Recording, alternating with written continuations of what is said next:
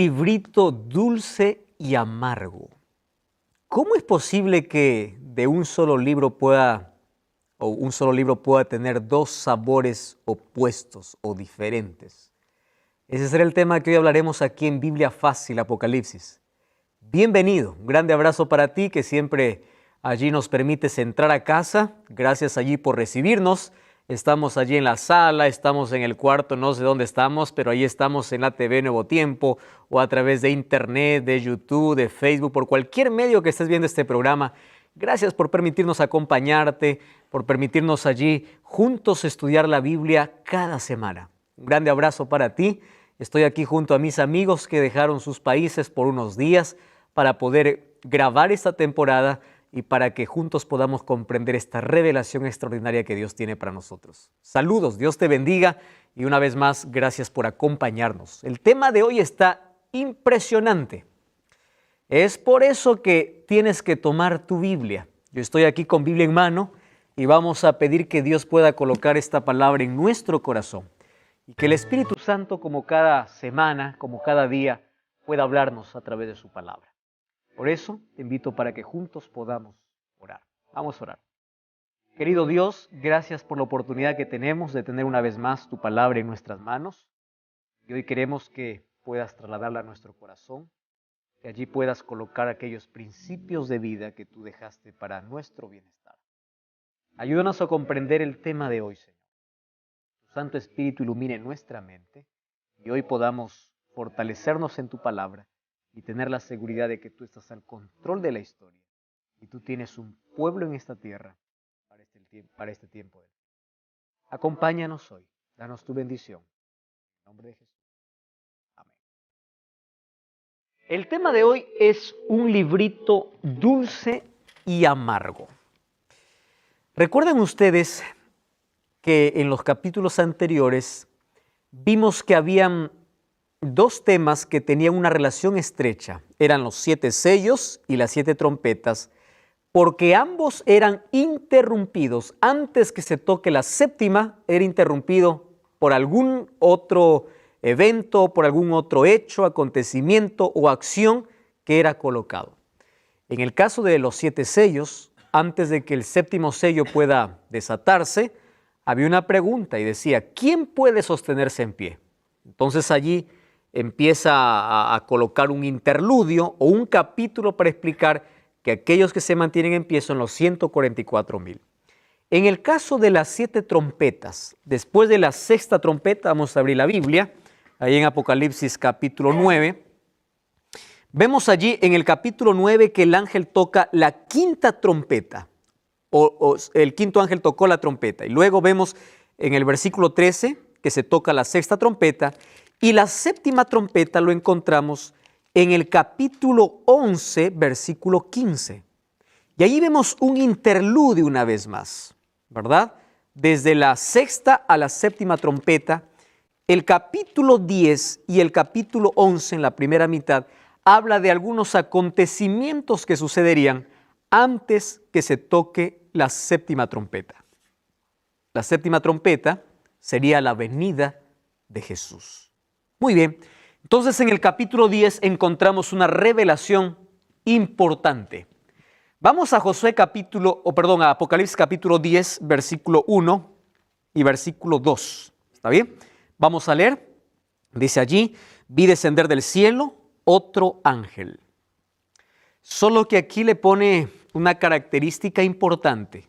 No dice simplemente ángel, dice un ángel fuerte. Nosotros tenemos que tener en cuenta cada vez que encontramos alguna expresión, algún adjetivo, alguna característica principal que se da a cierto personaje, lo está distinguiendo de los demás. No es simplemente un ser celestial, sino este es un ángel fuerte. Acompáñenme a ver las características. Miren, número 1, él está envuelto en una nube. ¿Qué más tiene? Un arco iris sobre su cabeza. Su rostro era como el sol, sus pies como columna de fuego. Solo hasta allí. Nos da aquí la referencia de que lo que está viendo Juan es un ángel fuerte. ¿Quién es este ángel fuerte? Las características que presenta Juan nosotros ya lo hemos visto en los capítulos anteriores. ¿Se acuerdan ustedes el capítulo 1 cuando Jesús se mostró a Juan ahí en la isla de Patmos? ¿Cómo qué se mostró? Como alguien que tenía el rostro como el sol. Apocalipsis capítulo 1 versículo 16. Alguien que tenía sus pies como columnas de fuego. También Apocalipsis 1:16. Haciendo mención ¿a quién? A Cristo, ¿verdad? Y recuerdan ustedes el capítulo 4 de Apocalipsis, que en el trono de Dios, ¿qué cosa había? Dice, un arco iris. Ahora, la palabra nube o nubes, en cierta manera, tiene una relación estrecha con Cristo. Apocalipsis 1:7 dice, he aquí viene en las nubes y todo ojo lo verá. Ahora, aquí este ángel está envuelto en una nube. Tiene el arco iris, tiene su rostro como el sol y sus pies como columna de fuego. Al hacer aquí la referencia del ángel fuerte, nos está diciendo que por las características que presenta, es Cristo, es Jesús. La pregunta es, ¿por qué se dice que es un ángel? ¿No? Un ángel fuerte.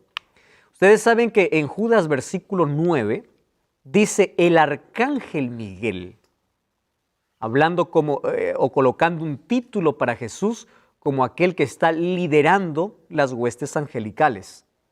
Ahora, es impresionante que en Apocalipsis encontramos muchos títulos para Jesús. El león de la tribu de Judá, el cordero, Jesús se presenta como luz, como el esposo, como el novio, etcétera, etcétera. Más de 30 títulos encontramos en Apocalipsis. Uno de esos títulos es un ángel fuerte. Ahora, ¿por qué un ángel fuerte? Porque ahora Jesús viene, ángel, ¿qué significa? Mensajero. Viene trayendo un mensaje específico para el tiempo del fin. Entonces, recuerdan que para las iglesias Jesús tomaba diferentes presentaciones. A uno le decía el que tiene los 7 espíritus, a otro le decía el que tiene las llaves de David, etcétera, etcétera. Ahora, para el pueblo del tiempo del fin, Cristo se presenta como un mensajero. No es que Él sea un ángel o un ser creado, Él es Dios. Pero aquí tiene un mensaje importante que dar. Ahora, no es la primera vez que Jesús se presenta como ángel. Cuando nosotros vamos a Josué capítulo 5, versículo 13 al 15, nosotros vamos a encontrar que Josué estaba listo para una batalla. ¿Recuerdan ustedes aquella escena donde él vio un general, un hombre delante de él? Y él le hace la pregunta y le dice, ¿tú eres de los nuestros o de nuestros enemigos? Y él le dice, no, yo vengo de parte del cielo, soy el príncipe del cielo. ¿Por qué sabemos que la referencia o el personaje que se presentó a Josué es también Jesús? Porque Josué lo adoró y el ángel aceptó la adoración. Un ángel, que es un ser celestial o un ser creado, no acepta la adoración de un ser humano. Vamos a Apocalipsis capítulo 19, versículo 10. Por ejemplo, cuando vemos a Juan postrándose ante un ángel. Miren, ve, libro de Apocalipsis, capítulo 19, versículo 10, ¿qué dice ahí? Entonces yo me postré a sus pies para adorarlo, y él me dijo, mira, no lo hagas. Yo soy consiervo tuyo y de tus hermanos que mantienen el testimonio de Jesús. ¿Adora a quién? A Dios. Ahora, fíjese qué interesante esta expresión. Un ángel, siendo un ser celestial, no permite ser adorado. ¿Por qué entonces hoy los seres humanos pueden adorar a hombres que supuestamente están en el cielo? Hay muchos que rezan a San Pablo, rezan a San Pedro, rezan a... Si Pablo supiera que la gente está adorando, pidiéndose, aquí el ángel no le permite ni siquiera inclinarse, porque dice, yo me arrodillé. Ese acto de reverenciar, de arrodillarse, ya es adoración en la Biblia. ¿Correcto? Yo me arrodillé para adorarlo. Entonces dice, no lo hagas. Un ángel no necesita ser o no permite ser adorado. Entonces, el ángel que se presentó a Josué en el Antiguo Testamento, ahora aparece Cristo en la figura de ángel una vez más porque tiene que dar un mensaje para su pueblo. Ahora fíjense aquí, allí dice que el versículo 2, ¿qué cosa dice? En su mano tenía un librito abierto. Significa que para que un libro esté abierto, primero ha tenido que estar cerrado, ¿verdad? Tuvo el librito abierto y puso su pie derecho sobre el mar y el izquierdo sobre la tierra, y clamó a gran voz como ruge un león. Y cuando hubo clamado, hubo 7 truenos. ¿Recuerdan la palabra truenos? Presencia de Dios, acercándose a algún juicio de Dios o la inminencia de Dios, Dios estando allí presente. Ahora fíjense, tenía en su mano entonces un librito abierto.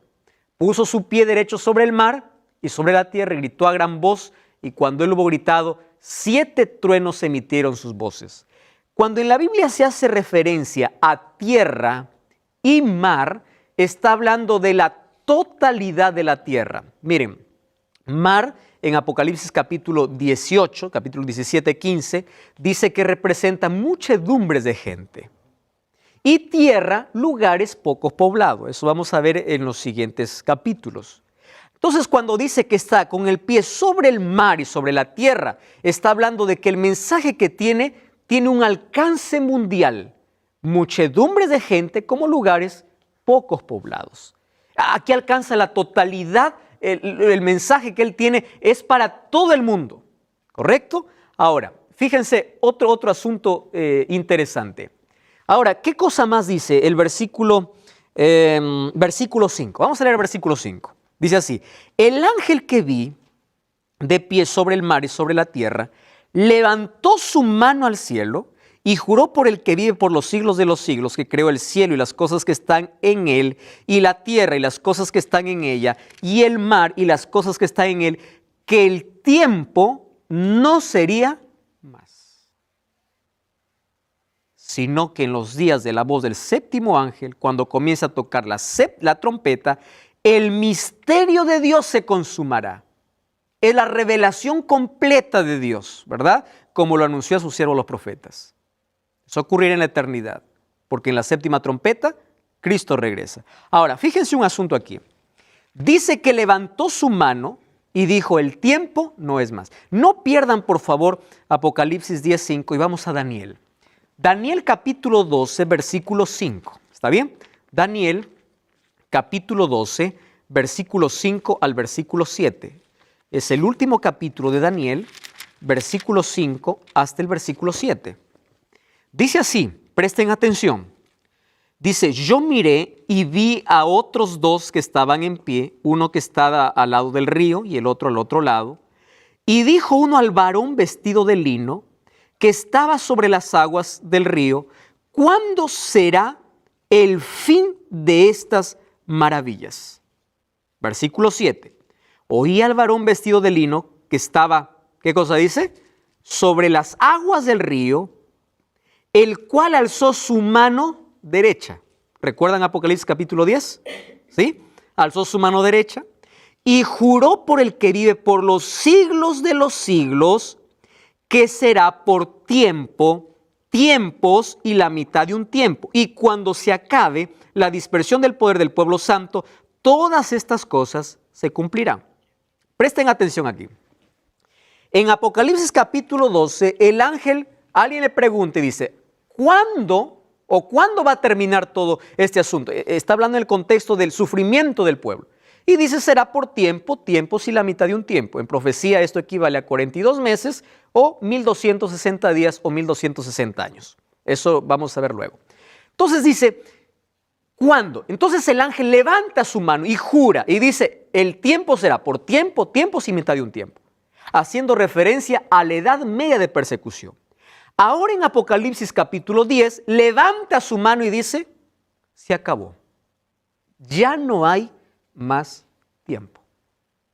Es decir, está hablando de que este ángel tiene un mensaje después que haya pasado el pueblo por 12 siglos de tribulación, 12 siglos de persecución. ¿Correcto? Esos 12 siglos, ahí encontramos la iglesia escondida en el desierto, la iglesia perseguida. ¿Por qué? Porque un poder religioso perseguía a aquellos que querían ser fieles a la Biblia y los llamaba herejes, porque no obedecía sus órdenes, y eran las órdenes del Papa. ¿verdad? 12 siglos de sangre a través de la Santa Inquisición y a través de todas las cosas que se hicieron, las grandes matanzas a los cristianos. Ahora el ángel dice, tiempo no será más. Es decir, ahora comienza el tiempo del fin. No hay otra profecía más. Aquí comienza el fin. Ahora es interesante entonces que Apocalipsis 10 es un eco de Daniel 12, con una sola excepción. Ya no habrá más tiempo. El tiempo del fin profetizado por Daniel ahora está en pleno movimiento cuando el ángel en el capítulo 10 levanta su mano y dice, ya no existe más tiempo. Vamos al versículo 9 entonces, capítulo 10, versículo 9. Entonces dice, fui donde el ángel, o el versículo 8, una voz del cielo me dijo, tome el libro que está abierto en la mano del ángel, que está en pie sobre el mar y sobre la tierra. Fui al ángel y me dijo, le dije que me diera el librito y él me dijo, toma y cómelo. Te amargará el vientre, pero en tu boca será dulce como la miel. Entonces tomé el libro de la mano del ángel, lo comí, en mi boca era dulce como miel, pero cuando lo hube comido, estuvo amargo en mi vientre. Cuando habla acerca de un librito dulce, ¿de qué está hablando en la Biblia? Entonces tenemos que buscar el contexto. Miren, yo aquí tengo por lo menos 3 textos que hablan acerca de la dulzura del Evangelio. Salmos 19:10, 119:3 y Jeremías 15:16. Creo que el de Jeremías es muy conocido cuando dice, yo tomé tus palabras y las comí, fueron dulces a mi paladar, dulces como miel. Cuando habla acerca de la dulzura del libro, está hablando de buenas noticias, de buenas nuevas, porque el Evangelio siempre trae dulzura. Entonces, ¿en qué momento la dulzura se tornó amargura? Porque dice, era dulce. Amargó cuando estuve en mi vientre, porque en mi boca era miel, era dulce. Muy bien. Quiere decir que antes de la venida de Cristo habrá un profetizar o una proclamación del Evangelio que llegará a todo el mundo, que es el Evangelio eterno, pero que será dulce y luego terminará siendo amargo. Ahora, vamos al capítulo 10, versículo 11. Fíjense lo que dice ahí. Y él me dijo, este contexto es importante, es necesario que profetices otra vez a pueblos, naciones, lenguas y reyes. No se olviden de ese texto porque vamos a volver. ¿En qué momento se hizo dulce o se hizo amargo algo que era dulce? Nosotros comprendemos que el librito que tenía en la mano aquí el ángel era el libro de Daniel, por una razón. Vamos a Daniel capítulo 12. Volvamos a Daniel, ¿está bien? Daniel capítulo 12, vamos a leer el versículo 4. Vamos a ver el texto, Daniel capítulo 12, versículo 4. 12:4. Miren lo que dice allí la Biblia. Pero tú, Daniel, cierra las palabras y sella el libro. ¿Hasta cuándo? Dice. Hasta el tiempo del fin. Cerrar el libro significa que su comprensión sería en el tiempo del fin. Un libro cerrado significa un libro no comprendido. Está cerrado, no se puede comprender. Muchos correrán de aquí para allá. Y la ciencia, cuando habla de ciencia, está hablando también de conocimiento que aumentar. Entonces, el libro cerrado de Daniel 12 ahora se abre en Apocalipsis capítulo 10. ¿Qué cosa es lo que tenía cerrado el libro de Daniel? Daniel tiene muchas profecías. Sin embargo, hay una que Daniel nunca llegó a su comprensión total, a pesar de que el ángel Gabriel explicó. Y es la profecía de Daniel capítulo 8, versículo 14. Cuando dice, y él me dijo, hasta 2300 tardes y mañanas, el santuario será purificado.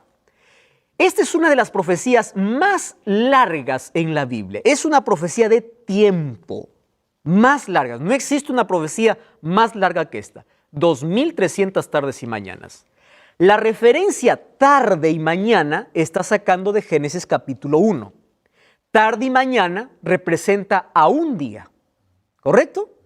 Ahora, Ezequiel 4:6 Y Números 14:34 dice que un día equivale a un año. Entonces, tarde y mañana, un día, Génesis capítulo 1. Números 14:34 y Ezequiel 4:6 dice que en profecía un día equivale a un año. Cuando dice 2300 tardes y mañanas, está hablando de un periodo de 2300 años, que comprobamos en la historia, que fue un tiempo que abarcaba desde el tiempo judío hasta el tiempo del fin. Mas eso no es una interpretación nuestra. Vamos a ver que en el año de 1840 en adelante aparece un hombre bautista, él es bautista, llamado Guillermo Miller. Él es un agricultor, dedicó varios años de su vida al estudio de las profecías de Daniel. Y una de las cosas lindas que encontramos en la Biblia es que cuando alguien investiga la Biblia y pide la dirección de Dios, el Espíritu Santo siempre le muestra una verdad. Ahora, él empezó a estudiar la profecía cerrada de Daniel, ¿correcto? Ahora, esa profecía de las 2300 tardes y mañanas, él empezó junto a un grupo de personas a poder ver el cumplimiento de esta profecía. ¿Por qué? Una palabra le preocupó a Guillermo Miller y es la palabra purificado. Para poder entender la palabra purificado, nosotros tenemos que entender el contexto del sistema de sacrificios en el Antiguo Testamento. Entonces, yo aquí les voy a explicar. Éxodo capítulo 25, Dios le dice a Moisés, hazte un santuario. Y a través del santuario, Dios mostraba al pueblo a través de imágenes cómo se salva el hombre. ¿Cómo se salvaba el hombre? ¿Cómo eran perdonados sus pecados? A través de la muerte de un cordero. Es decir, el pecado trae muerte, pero hay un cordero que muere en mi lugar, muerte sustitutoria. Eso significa, el ser humano se salvó por la gracia, que era la sangre del cordero, y por fe, porque creía que ese cordero representaba ¿a quién? A Jesús, ¿correcto? Entonces, había dos tipos de sacrificio. El sacrificio continuo era porque era todos los días, y había una vez al año que era el sacrificio por expiación o purificación del santuario. Este sacrificio era especial. ¿Por qué purificación? Ahora les explico. Voy a hacer de la manera más práctica. Yo soy un pecador, entonces yo traigo mi ofrenda, traigo un cordero, traigo un animal y llego hacia el sacerdote. El sacerdote está allí, el cordero tiene que ser el mejor cordero porque representa a Cristo. Yo coloco allí el cordero en el altar, el sacerdote me da el cuchillo. No es que el sacerdote lo mata, yo lo mato, porque es por mi pecado.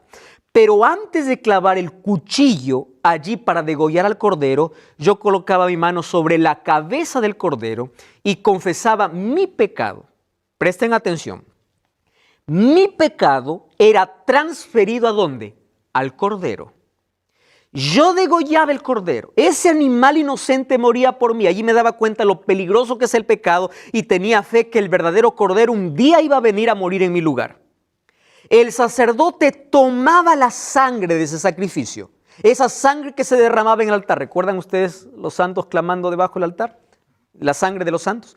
Esa sangre, el sacerdote lo llevaba al lugar santo. En el lugar santo había las mesas de proposición, había un candelabro y había allí el altar de incienso. Sobre los cuernos del altar mojaba con la sangre. Luego asperjaba allí en las cortinas. Entonces el sacerdote salía y yo era perdonado. ¿Cuál fue el proceso? Mi pecado se transfirió ¿a dónde? Al cordero. Y por medio de la sangre, mi pecado entraba ¿a dónde? Al santuario. Y el santuario necesitaba ser purificado. Ese día de purificación se llamaba el día de juicio para el pueblo de Israel. Era un día de juicio. Aquel que no estaba limpio, aquel que no había confesado sus pecados, moría. Entonces, el sacrificio continuo lo hacía el sacerdote. El sacrificio de purificación, el sumo sacerdote, que una sola vez al año entraba ¿dónde? Al lugar santísimo. ¿Qué había en el lugar santísimo? El arca de pacto, estaba la vara que floreció de Aarón, estaba el maná y estaban las tablas que Dios le dio a Moisés, que eran las tablas de la ley de Dios. Ahí estaba el arca. La presencia de Dios descendía, la gran Shekinah, la gloria de Dios. El sumo sacerdote entraba y estaba allí en contacto con esa luz celestial, que era la presencia de Dios. Después de hacer la purificación del santuario, salía el sumo sacerdote, todo el pueblo estaba orando afuera y afuera se celebraba la victoria. ¿Por qué? Porque afuera estaban esperando un animalito. Recuerda, yo no especifiqué antes de que se celebre ese día, que era el 10º día del mes séptimo, no era cualquier día, 10º día del mes séptimo, 2 corderos eran echados suerte, uno para Dios y uno para Azazel. Azazel era para Satanás. Entonces, el sumo sacerdote salía. Aquel que fue sorteado para Dios, era derramada su sangre y con eso se purificaba el santuario. Cuando él salía, ahora colocaba sus manos sobre el chivo que era para Azazel y ese se iba a morir en el desierto. Eso representaba el milenio, que luego vamos a ver, porque el diablo finalmente va a llevar el pecado, no porque él sea nuestro salvador, porque el perdón entró por causa del cordero, no por causa de Azazel, ¿correcto? Entonces, finalmente lo único que hace el sumo sacerdote es culpar al diablo por haber provocado todos los pecados. Ahora, eso ocurría todos los años. El santuario era purificado una vez por año, ¿correcto? Una vez por año.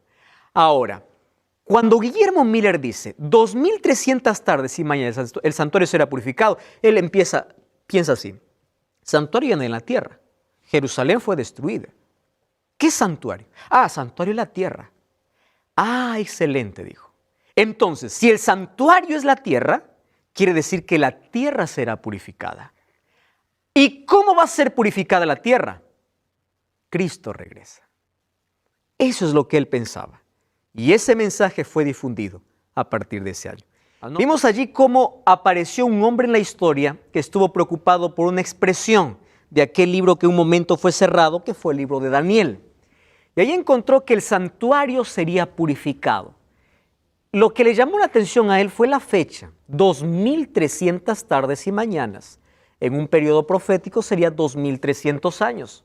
Entonces él, basándose allí en el servicio diario, el sacrificio continuo y en la purificación de lo que sucedió en el pueblo de Israel, entonces él llegó a una conclusión extraordinaria de que la purificación del santuario, pensó él, que sería aquí en la tierra y se purificaría con la venida de Cristo. Bueno, entonces, si la purificación del santuario era un juicio para el pueblo de Israel, Guillermo Miller dice, él pensó, esto también es un juicio o es el final para el pueblo de Dios en la tierra. La pregunta es, ¿cómo llegó a esa conclusión? Para que él pueda llegar a esa conclusión, él analizó Daniel capítulo 8. No tengo la intención de poder explicar todo este diagrama. Tú puedes ver este programa, por favor, busca en YouTube, allí 2300 tardes y mañanas en la temporada de Daniel, ¿correcto? Tú que estás viendo el programa, allí vas a ver a detalles lo que hoy voy a hacer, un breve resumen. Daniel capítulo 8, versículo 14 dice, hasta 2300 tardes y mañanas el santuario será purificado. Sin embargo, Daniel no entiende esa profecía y Dios envía a Gabriel para que pueda explicar la profecía. Y la explicación la encontramos en Daniel capítulo 9. Vamos a abrir la Biblia entonces en Daniel capítulo 9, versículo 24. ¿Está bien? Allí dice, vamos al versículo 22. Me hizo entender y me habló diciendo, Daniel, he salido para darte sabiduría y entendimiento.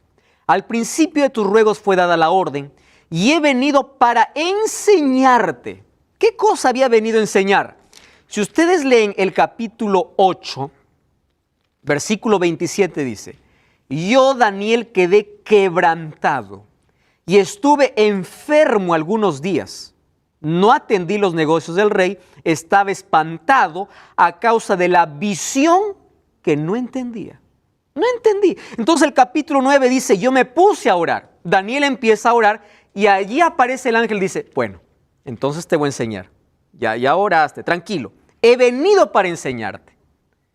Señor, no entiendo. ¿Qué estás hablando? 2300 tardes y mañanas. Vamos a Daniel 8:14. Miren ahí. Daniel capítulo 8, versículo 14. Y dice, entonces él me dijo, hasta 2300 tardes y mañanas, luego el santuario será purificado. Correcto. No entiende, y en el capítulo 9 encontramos así. Capítulo 9, versículo 24. 70 semanas están determinadas para tu pueblo y para tu ciudad, para terminar la prevaricación, poner fin al pecado, expiar la iniquidad, traer justicia, sellar la visión y ungir. Esa palabra ungimiento es importante. ¿Ungir a quién dice? Al Santo de los Santos. ¿A quién está haciendo referencia aquí? A Cristo.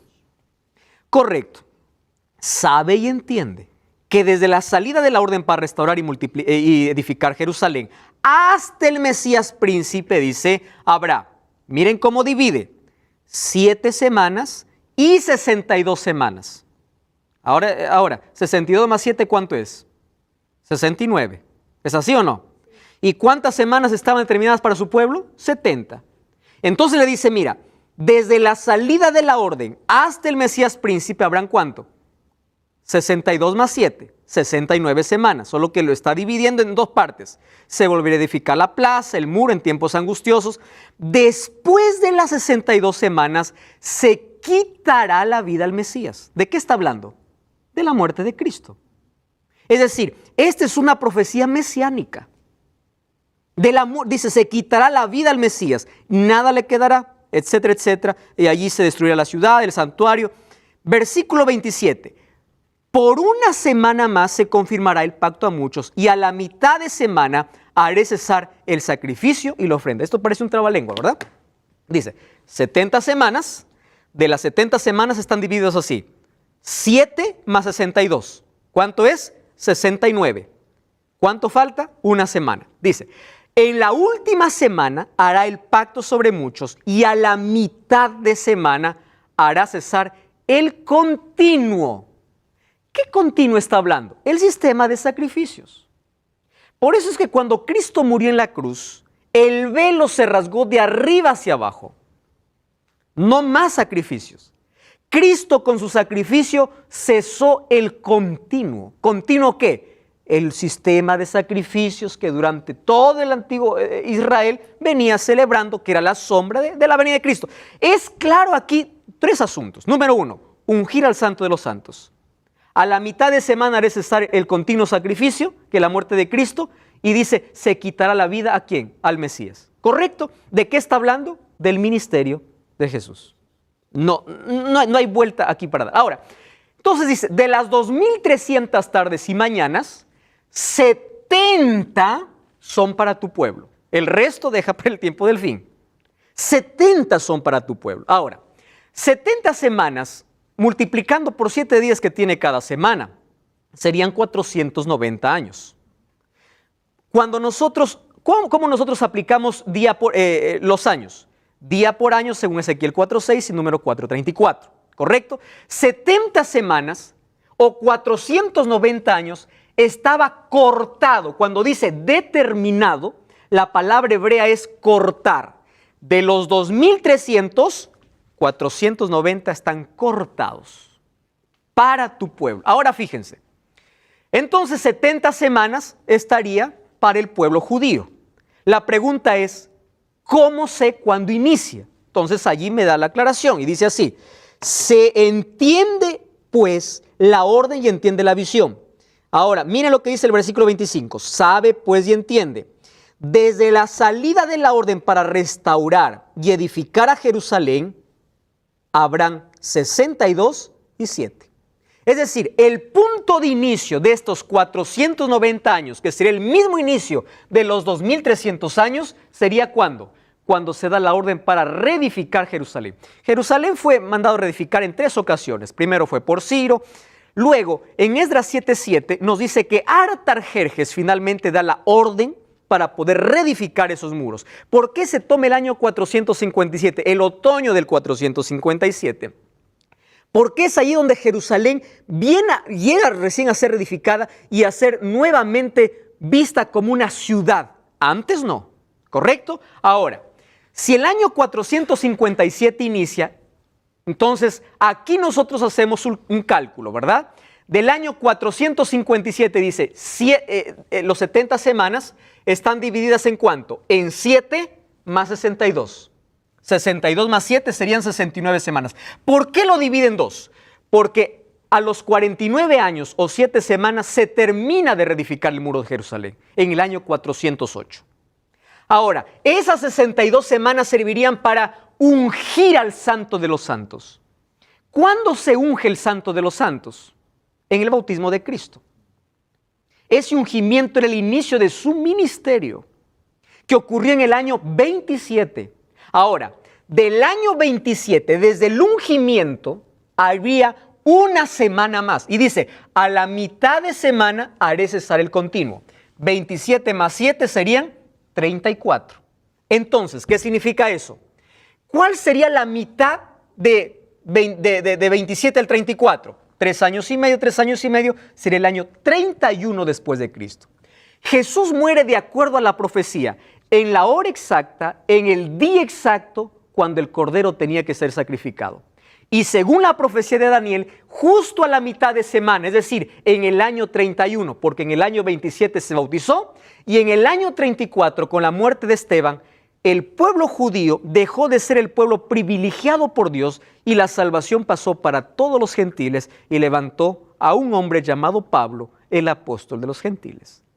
De las 2300 tardes y mañanas, 70 son para tu pueblo. Dentro de esas 70 semanas está, ¿qué cosa? El ministerio de Cristo. No podemos quitar el ministerio de Cristo de la profecía, porque Cristo es el centro de la profecía.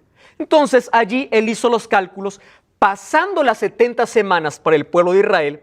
Entonces él dijo así, si son 2300 años, menos 490, que ya fue un periodo cumplido, me resta 1810 años, para llegar a los 2300.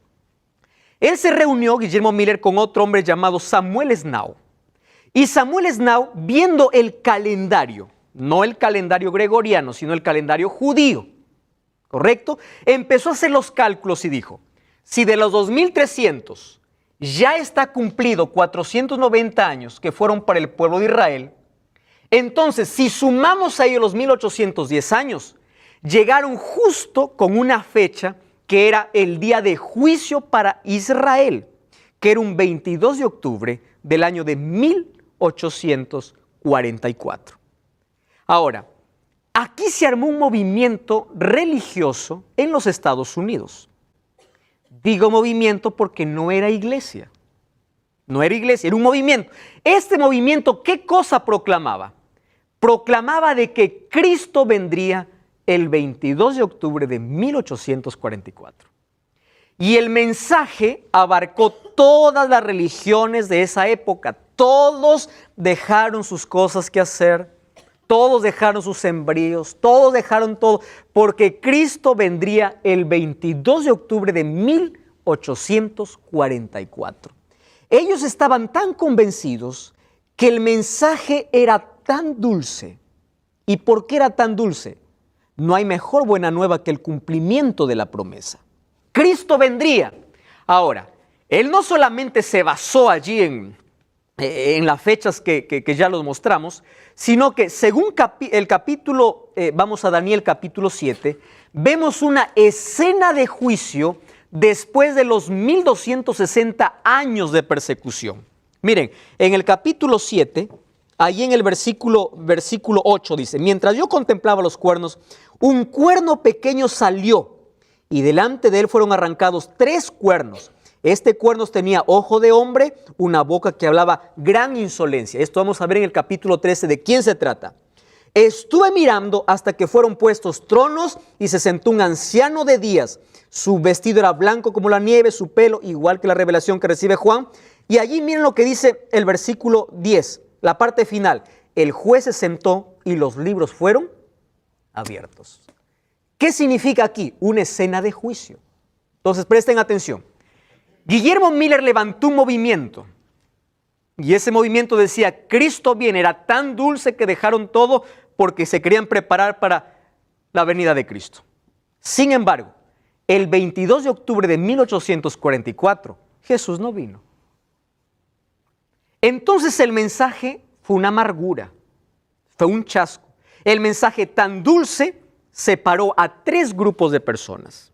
El primer grupo de personas estuvo tan renegado que salió del movimiento, porque no había iglesia, salió del movimiento que empezó a renegar y nunca creyó más en las promesas de Dios. El segundo grupo continuó dando fechas. Incluso hasta ahora hay un grupo que sigue dando fechas de la venida de Cristo. Y un tercer grupo, de aquí nace un tercer grupo. Y ese tercer grupo es un movimiento profético. Ahora les explico por qué. Miren, entonces, esto sería para el tiempo del fin. Un mensaje dulce que luego se convierte en amargura. Ahora, ¿Guillermo Miller estaba equivocado? No. Estaba equivocado en el evento, pero no en la fecha. Es decir, Cristo no iba a volver a la tierra, pero Cristo asumía una nueva función. No quiere decir que hasta ese momento Cristo no hubiese asumido una nueva función, o Él estaba esperando la fecha para asumir una nueva función. No. Lo que está diciendo es que a partir de esa fecha se abriría un juicio. Por eso que Apocalipsis capítulo 14 dice, la hora de su juicio ha llegado. ¿En qué momento lo coloca la hora del juicio? Después del capítulo 10. Cuando el tercer ángel dice, adora a Dios, la hora de su juicio ya llegó. ¿Llegó después de qué? Después de que el ángel haya hecho comer el librito dulce y amargo. Es decir, en el cielo se abrió un juicio, ¿correcto? Para el pueblo de Dios. Ahora, miren esta expresión, es necesario que profetices otra vez. De aquí se levantaron 3 grupos y uno de esos grupos que se levantó fue la Iglesia Adventista del Séptimo Día. Presten atención a lo que yo voy a decir ahora. Dios no levantó una iglesia para que sea exclusiva de la salvación, porque la salvación es dado para todos y yo creo que en todos los lugares, en todas las iglesias, Dios tiene un pueblo. Sin embargo, Dios para el tiempo del fin levantó un pueblo, sí levantó para predicar una verdad basada en la palabra de Dios. Por eso es que el nacimiento de esta iglesia es profética. La iglesia tiene un mensaje profético y ese mensaje es de Apocalipsis capítulo 14, versículo 6. Abran su Biblia, por favor. Apocalipsis capítulo 14, versículo 6 dice, vi volar en el cielo otro ángel que tenía el evangelio eterno para predicarlo a toda nación, tribu, lengua y pueblo. Presten atención al mensaje. Decía a gran voz, número 1, temed a Dios y dadle gloria porque la hora de su juicio ha llegado. ¿Cuál es el mensaje que predica esta iglesia? Algo que en otras iglesias no es común. La hora de su juicio llegó. ¿Cuál es el juicio de Dios? Mira las profecías. Habla de profecías y habla acerca del juicio. Número 2, ¿qué dice? Adorad a aquel que hizo el cielo y la tierra, el mar y las fuentes de las aguas. ¿De dónde he sacado este texto? De Éxodo capítulo 20, versículo 8. ¿No dice así? Aquel que hizo el cielo, la tierra, la fuente, el mar y la fuente de las aguas. Número 3. Esta iglesia se ha levantado para declarar que Babilonia ha caído. No está hablando de la Babilonia literal, sino de la confusión espiritual que existe en el mundo. Y número 3, para poder advertir que estamos en el tiempo del fin y que nadie puede adorar a la bestia en su imagen, porque pronto vendrán 7 plagas sobre ese pueblo. Querido, esta iglesia se levantó como un movimiento profético. Préstame atención a lo que te voy a decir. Una placa no salva a una persona, de ninguna manera. Quien salva es Cristo. Pero Dios levantó para el tiempo del fin un pueblo profético, no porque ellos están seguros de su salvación, sino que levantó para que ellos puedan proclamar una verdad basada en la palabra de Dios, que predique del juicio, que hable acerca de la verdadera adoración y que hable acerca de los eventos finales. Yo te voy a hacer un desafío en este momento. No busques una iglesia cerca a casa, busca una iglesia que tenga un fundamento bíblico, Busca una iglesia que tenga sus creencias basadas en la palabra de Dios, que su nacimiento, que su origen, que las cosas que se practica esté basado solamente en la Biblia. Finalmente, la Biblia es la única regla de norma de fe y conducta para todo ser humano. Dios tiene su pueblo en todas las iglesias, pero un día todos ellos se reunirán.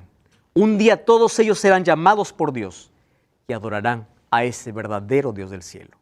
Sin embargo, hoy la iglesia adventista tiene un mensaje profético para dar, y es el pueblo que Dios levantó para el tiempo del fin, para traer aquellas verdades que fueron pisoteadas por más de 1260 años.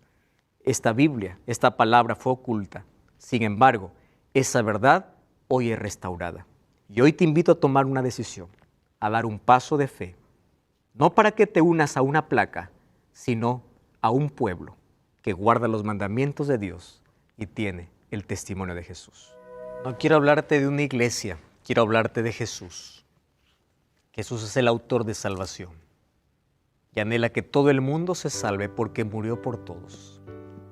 Sin embargo, para restaurar su verdad, aquella verdad que fue pisoteada por más de 12 siglos, levantó un pueblo profético.